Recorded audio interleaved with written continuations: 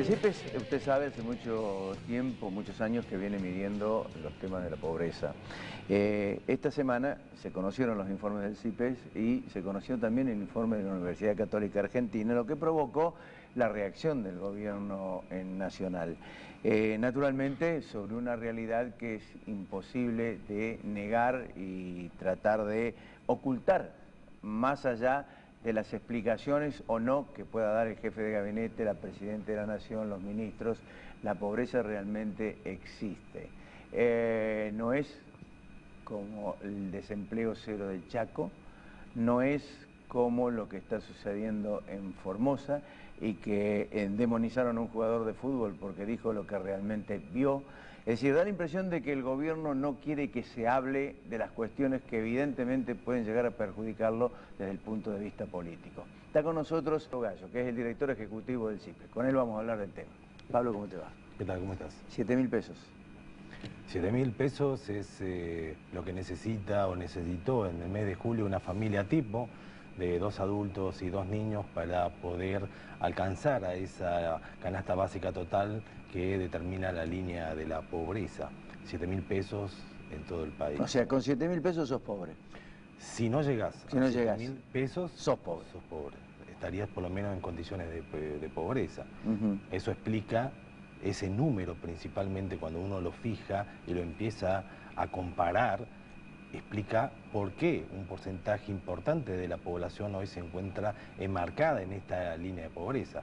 Pensemos nomás que en términos de datos oficiales, el salario promedio en blanco de la mitad de los trabajadores argentinos está en torno a los 5.500, 6.000 pesos, o sea, por debajo de estos 7.000 pesos que nosotros indicamos que cuesta la canasta básica total, medida de la misma manera que lo medía el INDEC hasta diciembre de 2013, que fue la última época donde el INDEC midió la canasta básica total y por ende también la línea de pobreza e indigencia. A partir de ese momento la Argentina ya no tiene datos oficiales actualizados. El último dato es de menos del 5%, equivalente a países nórdicos en este momento. Es decir que incluido ahí el tema de los jubilados, ¿no? Los jubilados que cobran la mínima están en una situación de indigencia, sí, más que pobreza.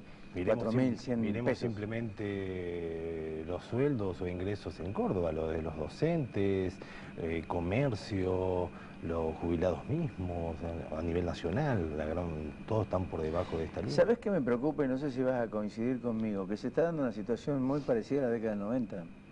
Es decir, en la década del 90 los niveles de pobreza eran de 14 millones de pobres aproximadamente, 7 millones y medio de esos eran gente o jóvenes que tenían 13, 14 años y 2 millones y medio, 3 de 6, 7 años. Y ahora las cifras son realmente espantosas en cuanto, digamos, a la contundencia que tienen.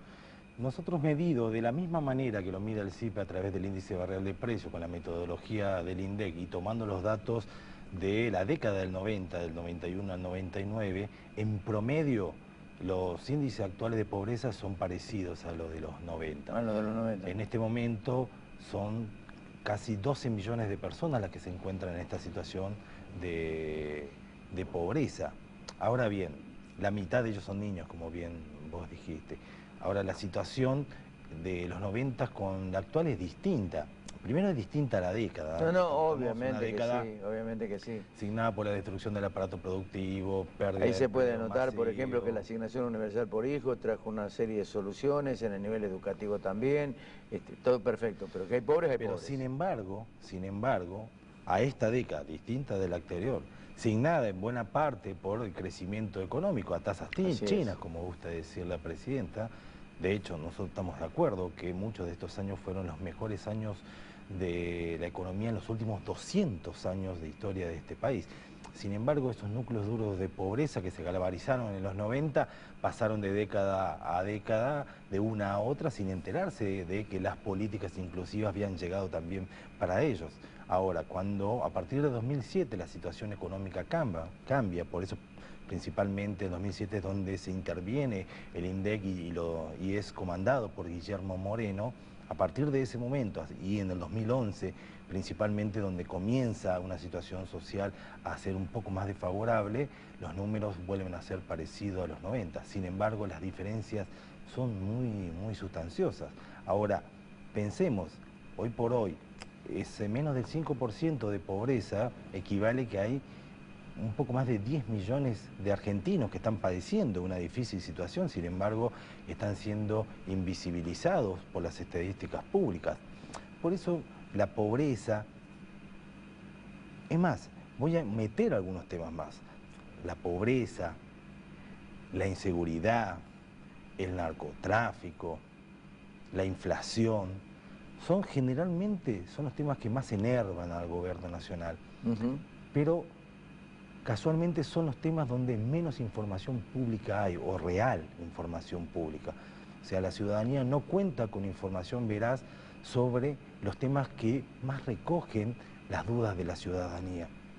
Qué importante sería en momentos donde no asimilamos la pobreza al delito o al narcotráfico, pero sí tenemos que señalar que estos niveles de pobreza, donde la mitad de ellos, casi 6 millones, son niños de 0 a 17 años, evidentemente crean esas condiciones objetivas y también las subjetivas para que proyectos como el narcotráfico, que son nuevos flagelos que se han instalado en esta década, puedan desarrollarse en la forma que se están desarrollando. Hace menos de una semana veíamos por un programa nacional de Periodismo para Todos cómo se indicaba en Córdoba esa extensión que tiene el narcotráfico, donde no solamente hoy opera como un conjunto en la marginalidad del delito, sino que prácticamente empiezan a ocupar en la escena de un referente social o del puntero social, aquel puntero social que nosotros conocíamos por cuanto estas personas están 24 horas, los 365 días en el barrio, los punteros... Claro, lo hablamos la semana pasada con Néstor Mochi. Están muy poco tiempo, o sea, y no les sobran... No le faltan recursos. Acá lo significativo de todo esto, y me da la impresión de que es también análisis para el futuro, o en el futuro inmediato, es concretamente que más allá de la cantidad de multiplicidad de planes sociales, no se ha logrado morigerar el tema de la pobreza. Y el impacto significativo que esto puede tener en el orden social hacia el futuro, precisamente con estos detalles que vos marcás de la influencia del narcotráfico, pueden ser realmente muy severos. Sí, a esos fenómenos hay que agregarle algo. Primero, en el tema de pobreza, particularmente la decisión es una decisión política, la de no transparentar los actuales números de pobreza, simplemente por una cuestión electoral. Indicar que la pobreza pasó del 5 al 28 o 29%, como dice la UCA, como dice el CIPE, llevamos una diferencia de tan solo un punto, generalmente coincidimos con la UCA en nuestras estimaciones, evidentemente resultaría a ojos vistos un desastre en términos políticos tener que explicar eso. No lo van a explicar, va a terminar el gobierno sin que eso se explique. Pero cuando nosotros indicamos que este 29% de la población se encuentra en la pobreza y que la mitad, casi 6 millones, son niños, esto es teniendo en cuenta también esos planes sociales, claro, que vos bien indicás, con los cuales nosotros con muchos de ellos, por ejemplo con la asignación universal por hijo, estamos totalmente de acuerdo, totalmente de acuerdo con su existencia. Pero lo que nos preguntamos es qué sería de la sociedad argentina si no tuviera eso, si no tuviera la asignación universal. Evidentemente serían gastos mucho más grandes de la sociedad que está en la pobreza, que caería en la indigencia. Ahora bien, lo que también estamos seguros, y así lo afirmamos, es que esos planes lo único que aseguran a la sociedad que hoy se encuentra en niveles de pobreza es que no va a caer en la indigencia, pero tampoco va a salir de la pobreza. Pero hay un dato también que lo marcaban concretamente José Arnoleto, que es la falta de crecimiento del empleo. Es decir, hace 5 años que el empleo no crece. Bueno, y si crece el empleo, está alentado únicamente por el empleo estatal. Bueno, este tipo de subsidios que surgieron al calor de un momento histórico, el peor de los últimos 50 años, que fue la crisis del 2002, 2003, luego se extendieron cual política pública. A mí todavía me hace ruido pensar que los subsidios a la pobreza se planteen y se discutan en términos de derechos. Yo tengo la idea que los derechos es el trabajo, un trabajo digno, donde la persona pueda adquirir por su propio esfuerzo lo que necesita y decidir si puede escalar socialmente. Más No horroroso, más horroroso aún, y por más que esto sea ofensivo para algunos y que sea crítico, o sea, posible o pasible de críticas por esto, más ofensivo es medirlo en términos electorales a la pobreza. Es decir, necesitamos pobres para poder ganar elecciones a través de subsidios. Y esto yo lo he planteado en innumerables oportunidades, he recibido numerosas críticas, pero es una posición que yo de alguna manera la sostengo porque se ve concretamente, o sea... Bueno, evidentemente si no hay libertad económica, hay un límite o un freno muy grande a las libertades individuales. Si uno está sujeto a la dependencia de un sector que provee básicamente dinero, evidentemente luego está tergiversado el resto. Ahora, la virulencia con que el gobierno nacional sale cada vez que este tema aparece en la mesa es terrible y en ese sentido no hace diferencias. Directamente puede tratarlo Agustín Salvia del Observatorio Social de la UCA como un militante del PRO. Así es. Hasta un jugador de fútbol muy conocido como que se lo ha guionado el PRO. Realmente a mí no me cae ninguna duda que el señor Tevez no debe tener la más pálida idea quién es Gildo Infran. No debe tener la más totalmente. Pálida. Simplemente su pecado fue mirar, observar y luego contar algo que por su historia de vida lo siente muy presente, entonces es imposible que no lo diga. Ahora, eso fue suficiente. Pero fíjate que la misma contradicción del gobierno y la misma contradicción del oficialismo pone en evidencia que la pobreza existe.